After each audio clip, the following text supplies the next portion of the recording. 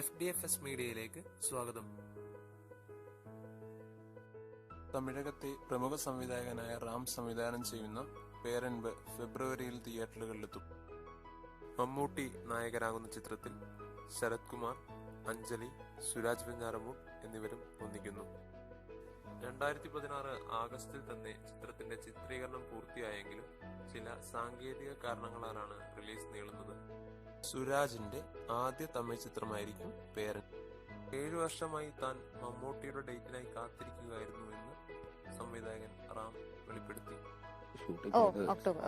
Pre production level casting, location hunting அதெல்லாம் போயிட்டு இருக்கு. பட் இந்த கதையை எழுதி இல்ல இந்த கதையை யோசிக்கிறது ஒரு 6-7 வருஷம் ஆகும். முதல்ல அஸ்னேட்டா இருக்கப்ப தோன்றிய கதைகள்ல ஒரு கதை அது.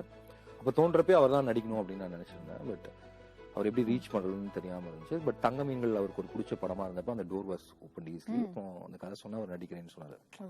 சொல்லலாம். பட் சோ அந்த கதை அவர் மட்டும் தான் நடிக்க முடியும்னு நினைச்சு சில கதை அப்படி எழுதுறப்பே தோணுது நடிச்சாதான் கரெக்டா இருக்கும்னு சொல்லி. நீங்க எழுதுறப்பே உங்களுக்கு வந்து அவர் நடிச்சாதான் கரெக்டா இருக்கும் அப்படின்னு சொல்லி. நான் அவருடைய பெரிய ஃபேன் நானு.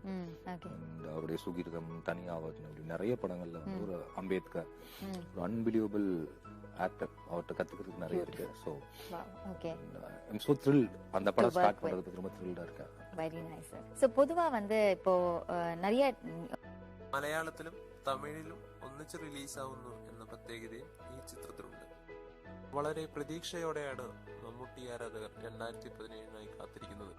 നവാഗതനായ ഹനീഫ് അദേനി സംവിധാനം ചെയ്ത ഗ്രേറ്റ് ഫാദർ ആണ് 2017 ആദ്യ മമ്മൂട്ടി ചിത്രം.